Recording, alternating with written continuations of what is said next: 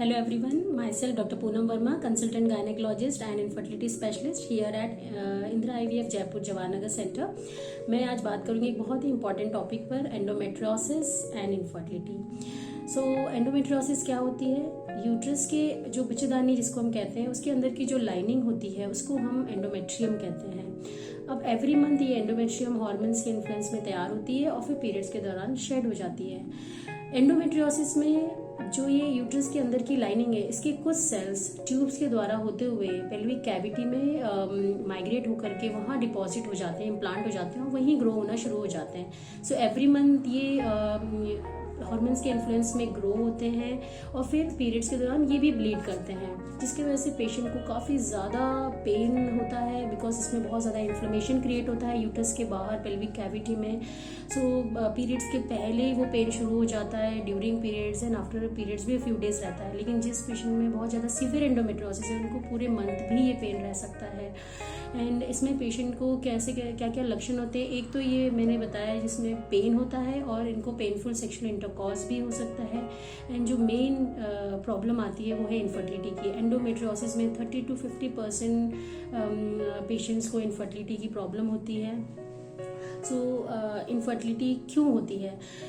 Normally हर महीने ovary में से जब एग रिलीज होता है तो जो ट्यूब होती है वो उसको कैच करती है। उसी समय जब कपल सेक्सुअल इंटरकॉर्स करते हैं तो स्पर्म जो वेजाइना यूट्रस से होता हुआ ट्यूब में पहुंचता है और वहाँ पे दोनों मीट करते हैं, फर्टिलाइजेशन होती है एंड ऐसे प्रेगनेंसी अचीव होती है नेचुरली। बट एंडोमेट्रियोसिस में क्योंकि अंदर ये जो डिपॉजिट जो इन्फ्लेमेशन होती है उसकी वजह से जो स्कारिंग और एडिशंस होते हैं, इसके वजह से आपस में सब चीज़ें चिपकना शुरू हो जाती हैं।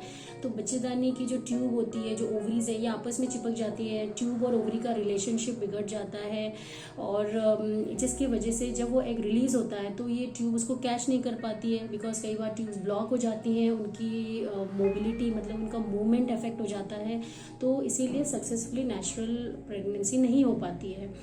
अब ऐसे में इसको हम डायग्नोस कैसे करते हैं?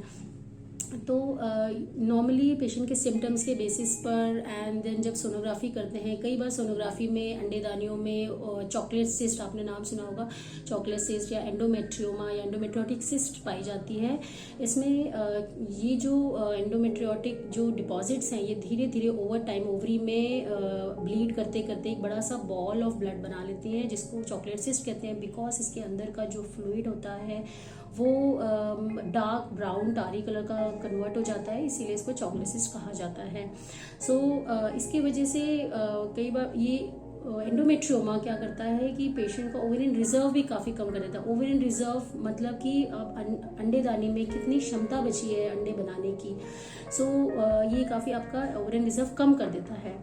सो अब ऐसे पेशेंट्स में कई बार अगर अल्ट्रासाउंड में हमको दिखता है कि एंडोमेट्रियोमा है, तो ऐसे पेशेंट में अब दूसरा क्वेश्चन होता है कि क्या इसकी सर्जरी करें या ना करें। सो अगर पेशेंट की एज कम बहुत ज़्यादा है, लाइक 30 के ऊपर है, उसका ओवेरियन रिजर्व कम हो चुका है, तो देन पहले आपको प्रेगनेंसी प्लान करनी चाहिए and postpone the surgery. Don't do the surgery right now right away, because इससे क्या होगा, कोई कितना भी एक्सपर्ट सर्जन हो, इस सर्जरी के दौरान जब वो सिस्ट निकाली जाती है तो आसपास के ओवेरियन टिश्यू भी काफ़ी ज़्यादा डैमेज होती है। इससे आपकी ओवेरियन रिजर्व और कम हो सकता है, आपको प्रेगनेंसी अचीव करने में डिफ़िकल्टी आ सकती है। सो अगर एंडोमेट्रियोमा है तो पहले आप प्रेगनेंसी प्लान करें एंड एक इनफर्टिलिटी कंसल्टेंट से डिस्कस करें कि क्या आपको अभी IUI के लिए जाना चाहिए या IVF के लिए जाना चाहिए, तो वो आपको बेटर गाइड करेंगे। अगर रिजर्व काफ़ी कम हो चुका है, ट्यूब्स पेटेंट नहीं है या फिर बहुत ज़्यादा प्रोलॉन्ग इनफर्टिलिटी है, तो आप IVF द्वारा अपनी प्रेगनेंसी पहले टाइमली प्लान करें। बिकॉज ये एक क्रोनिक प्रोग्रेसिव कंडीशन है, जैसे जैसे टाइम पास होगा इसकी सिवियरिटी बढ़ती जाएगी, अंदर एडिशंस और बनते जाएंगे, उन रिजर्व और कम हो जाएगी एंड देन आपको IVF में भी प्रेगनेंसी करने में दिक्कत आ सकती है। इसीलिए टाइमली आप प्रेगनेंसी प्लान करें। अब अगर किसी पेशेंट में एंडोमेट्रियोमा अल्ट्रासाउंड में कुछ डायग्नोस नहीं है, बट इस सिम्टम्स के बेसिस पे, इनफर्टिलिटी के बेसिस पे जब गायनेक आपकी डायग्नोस्टिक लैप्रोस्कोपी करते हैं और डायग्नोस्टिक लैब में अगर थोड़े बहुत एडिशंस दिख रहे हैं, थोड़ी बहुत एंडोमेट्रिक स्पॉट्स दिख रहे हैं, तो उनको बर्न किया जा सकता है, एडिशंस रिलीज़ किए जा सकते हैं। और अगर ट्यूब्स पेटेंट है, पेशेंट की एज लेस दैन 30 है और इन रिजर्व अच्छा है, ट्यूब्स पेटेंट हैं, तो then immediate after surgery patient को एडवाइस किया जाता है कि विद इन 3 to 6 months आप प्रेगनेंसी प्लान करिए and that should be by ovulation induction with IUI। मतलब आपको अंडे बनने की दवाई दी जाती है और साथ में IUI किया जाता है जिससे कि आपको प्रेगनेंसी लग सके जल्दी। लेकिन अगर इसके बावजूद भी आपकी प्रेगनेंसी नहीं लग रही है, सो आपको समय और ज़्यादा व्यर्थ नहीं करना है, आपको IVF की तरफ बढ़ना है। बिकॉज आगे चल के IVF में आपके सेल्फ एग्स के में भी प्रॉब्लम आ सकती है अगर रिजर्व बहुत ज़्यादा कम हो सकता है। तो जैसे लोगों को लगता है IVF is the last option, no it is not. IVF is to be done at appropriate time. आप पहले समय रहते आप IVF पे जाएं तो वो आपको रिजल्ट्स बेटर मिलेंगे। सो आई होप आपके लिए ये वीडियो काफ़ी हेल्पफुल रहे। आपको IVF, प्रेगनेंसी या फिर इनफर्टिलिटी रिलेटेड कोई भी क्वेरी हो आप कमेंट सेक्शन में लिख सकते हैं।